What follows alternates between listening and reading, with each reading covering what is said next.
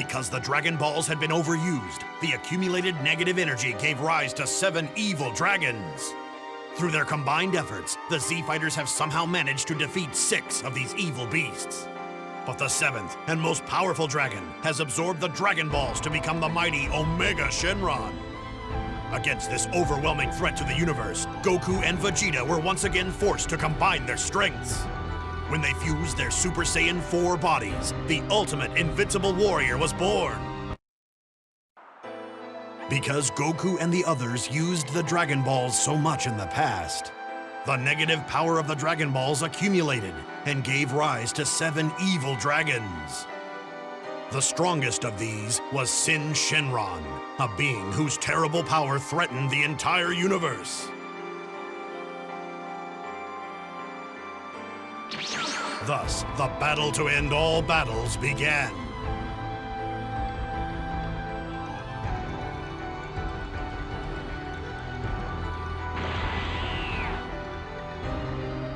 Looks like I'm going to have to beat you! You really think so? Don't you realize, Goku? You created me! Hey look, it's my favorite bit of world building in Dragon Ball GT, but first some housekeeping. I want to say that even though hell broke loose once before, apparently this time it had lasting effects. Those effects being things like natural disasters, people dying all over the place, and just nasty shit in general. So of course they immediately go to find the Dragon Balls, and they find the Dragon Balls are black and cracked. Which, that's not good, that's never happened before. But they try to summon Shenron anyway, because what else can they possibly do? And instead of Shenron, out comes the Black Smoke Dragon. And it turns out that for every positive wish they made, especially the large ones, there was an equal amount of negative energy. And originally the negative energy would disperse harmlessly, because the Dragon Balls would only be used after every 100 years or more. But since the start of Dragon Ball, they've been used more and more frequently thanks to the constant fighting and death, and a need to fix that, and also because of, the Dragon Radar. And I actually really like this part of the story because it establishes a consequence for constantly using the Dragon Balls to fix everyone's problems. And, well, it's world building about the Dragon Balls, which is incredibly rare in Dragon Ball. I mean, yeah, it's all well and good when you can fix your problems with the Dragon Balls, but what about when the Dragon Balls attack you? Speaking of which, that's kind of what happens. When the Black Smoke Dragon appears, he splits himself into 7 pieces, each one forming around a separate Dragon Ball. These 7 pieces become their own dragons with a Dragon Ball at the center, and they scatter all over the world, spreading darkness everywhere. And that's just great for everyone. Right now we are fighting Sin Shenron, the final of the dragons, and the most difficult for all of our heroes, but we're going to talk about the others, of course. But yeah, these are the kinds of things I really like about Dragon Ball GT. I like the creative world building. And yeah, the world building may not be canon in the end, but it's still entertaining, and I find it much more enjoyable than most of what happened in the incredibly long Buu Saga.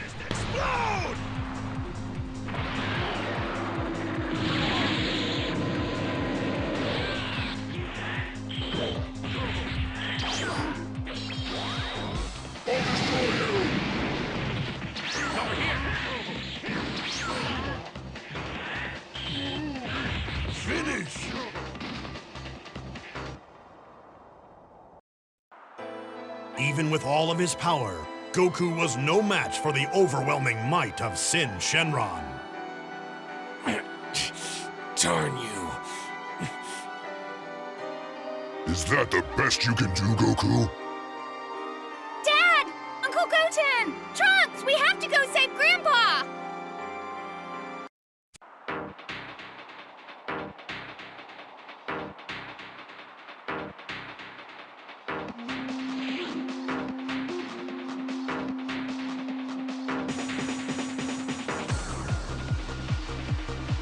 Okay, this is it! My full power! Super Saiyan 4!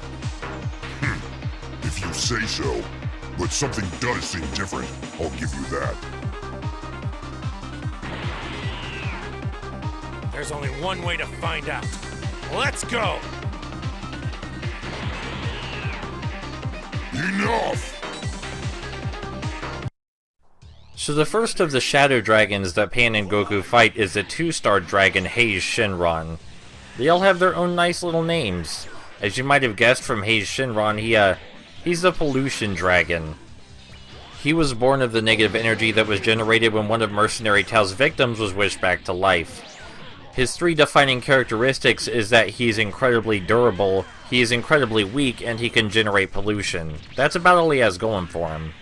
To be fair, it kind of almost works. No matter how much Pan knocked him around, he wouldn't go down, and eventually the pollution he was spewing managed to weaken both Goku and Pan long enough for him to start knocking them around. I guess if you're really, really weak, the second best thing you can ask for is the ability to make everyone even weaker than you. I mean, that's almost as good as a power-up, right? Unfortunately, Hei's Shenron's plans are foiled because Giru is a thing. Yeah, I haven't mentioned him yet, but he exists, and he's not organic, so the pollution doesn't affect him. Giru manages to drag Pan and Goku out of danger, revitalize them, and then, well, they just blast Hei's Shenron to pieces. I like the fight against Hei's Shenron anyway, though, because it reminds me of fights in the original Dragon Ball, where tiny, cute gimmicks decided fights.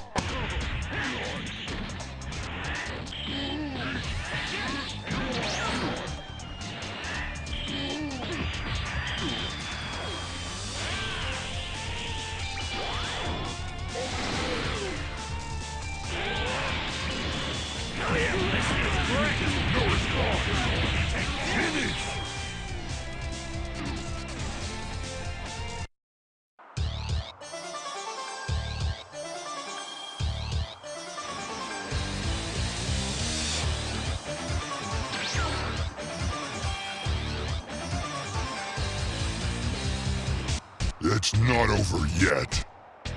Wow. So that didn't work either, huh? Very clever, Goku. But you are a fool to persist in your defiance. And I've had enough!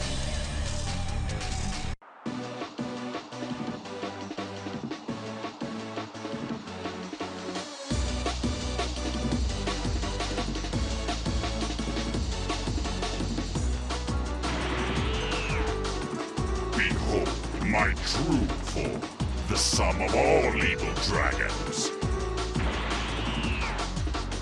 You will be the first to witness my overwhelming power, the power of Omega Shenron. This just keeps getting worse. And now this place will be your grave. You haven't won yet! The next Shadow Dragon they encounter is Rage Shenron, the 5-star dragon, and his 3 qualities are that he's really tiny, barely coming up to Pan's waist, and he's also incredibly arrogant and can generate electric slime. He claims to be the strongest of the dragons, though I don't believe this is true considering the order they fight them in. His electric slime actually causes trouble for Goku and Pan, and he even uses it to transform into a Titan version of himself after he's absorbed enough electricity into it. Of course, then Goku decides it's time to stop dicking around and transforms into a Super Saiyan 4 and ends it with a Kamehameha. Or at least that's what you would think would happen, but the slime actually kind of eats the Kamehameha and spits it back out at Goku. It hits him so hard he actually transforms back into his child state. So what originally seemed like a pretty harmless guy with a dumb gimmick becomes super deadly really suddenly, and it seems like he's actually going to win until it starts raining. Yeah. It starts raining, and that completely fucks him over. He starts to short-circuit, and he's too large to take shelter, so all the slime on his body explodes off, and he becomes tiny again. And I'm really not sure how to feel about that conclusion. Yeah, it makes sense with the gimmicks and ideas presented, but it's also not our hero's fault that he lost. So if it didn't rain, would they just have died?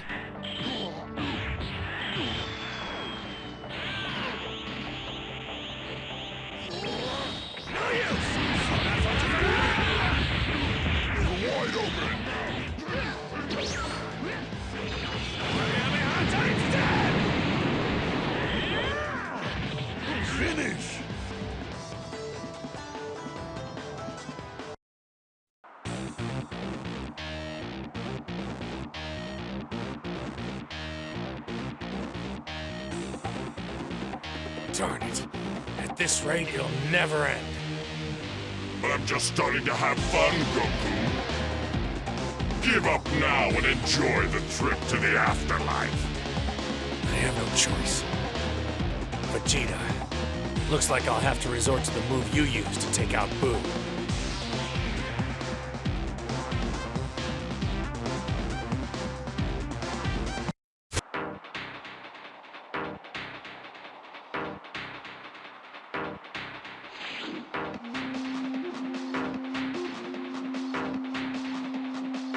No sleeping on the job, Kakarot! How many times do I have to tell you I'm the one who will defeat you?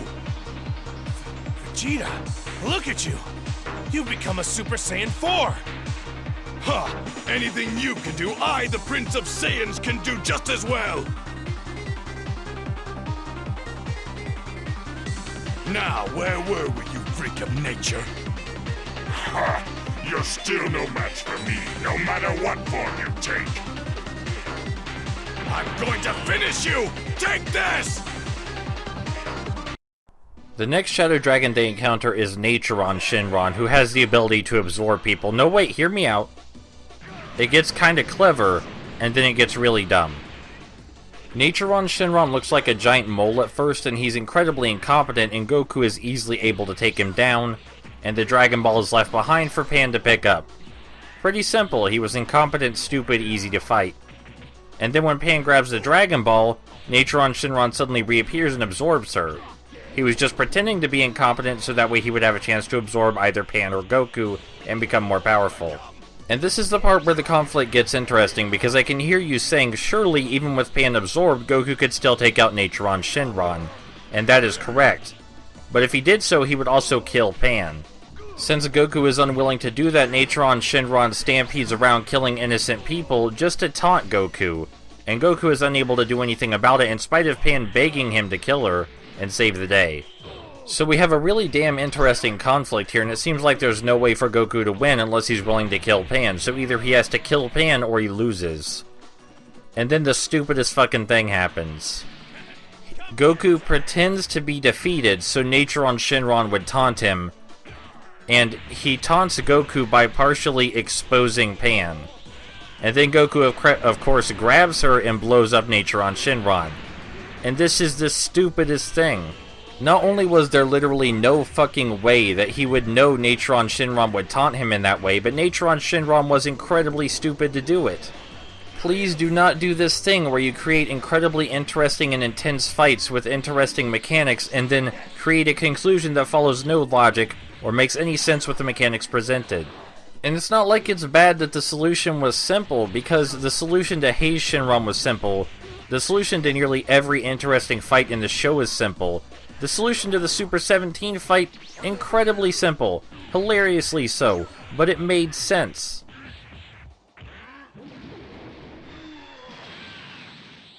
Oh yeah, I forgot one of the Shadow Dragons, Oceanus Shenron or something like that. He was brought to life by Oolong's wish for panties. He's not important.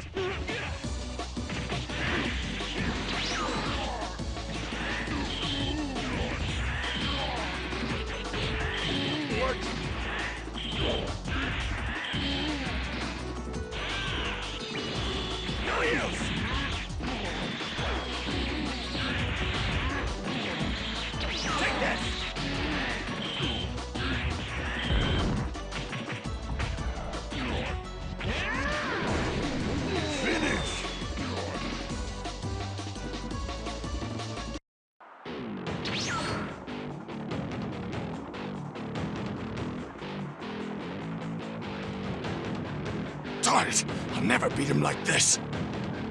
What's wrong? Have you run out of tricks? It leaves me no choice. Kakarot, fuse with me!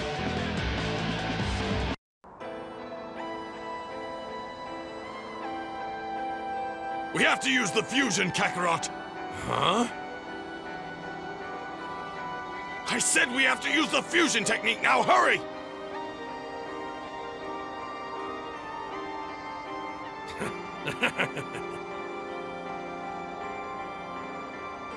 What's so funny?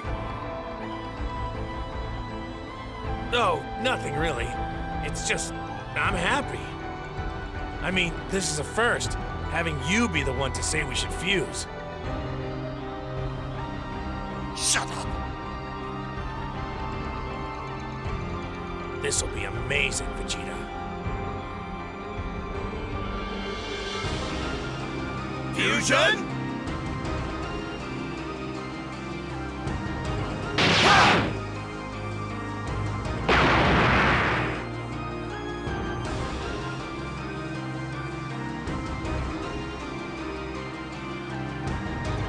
Who's there? Who are you? I am neither Goku nor Vegeta. I am the one that will defeat you! Forget it!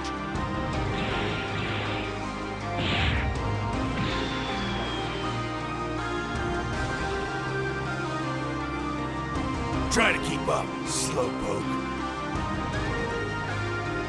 Slowpoke!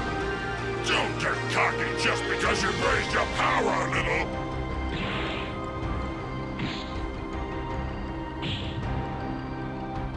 Well, I think it's just about time to show you my finishing move.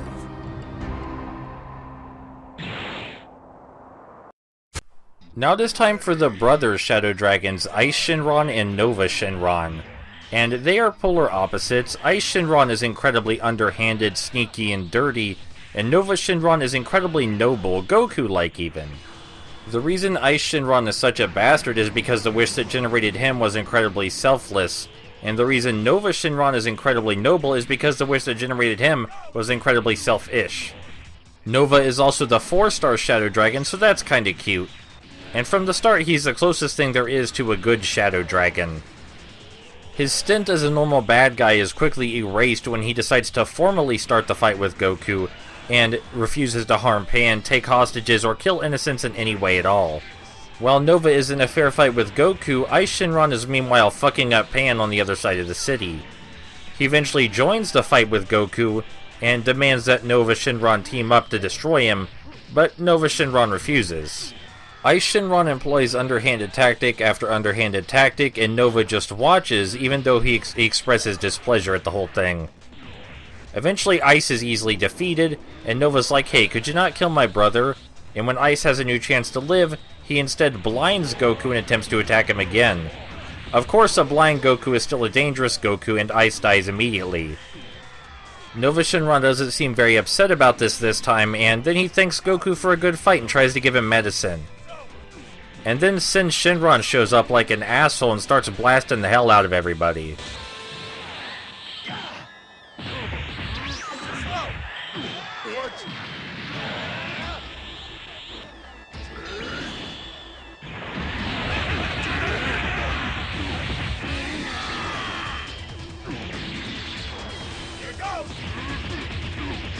It's over!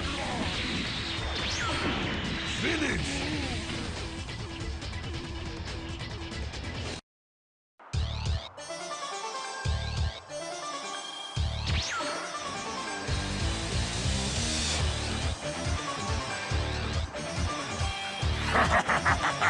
You'll have to do better than that. You sure are persistent. But there's still no way you can win. The next shot will finish you off for sure.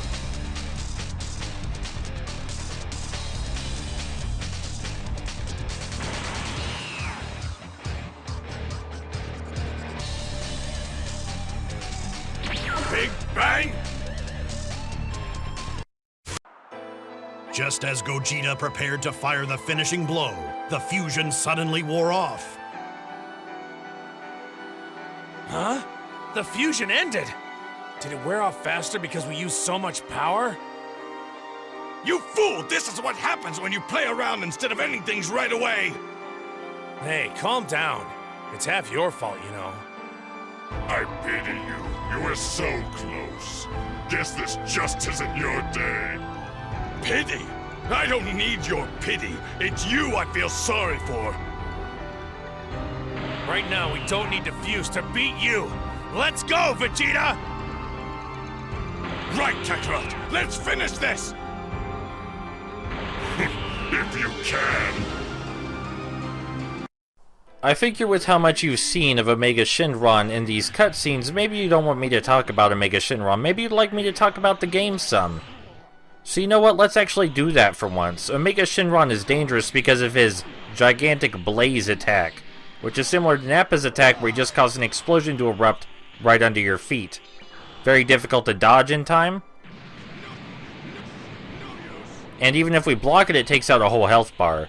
Omega Shenron's AI seems to be incredibly aware of this advantage, so he uses the attack whenever possible, and you really have to constantly keep on his ass if you want to win.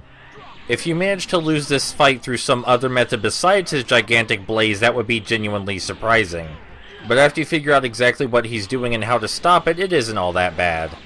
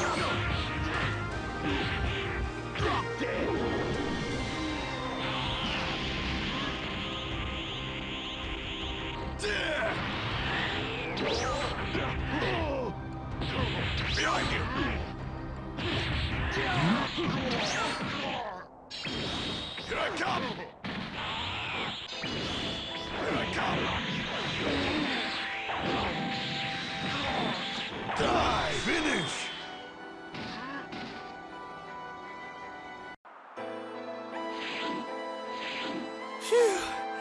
It's finally over. I think I need to go lie down. Well, if you hadn't insisted on messing around, it would have been over much sooner. Oh, come on! Everything turned out fine! Right, just keep pushing your luck. I'm starving!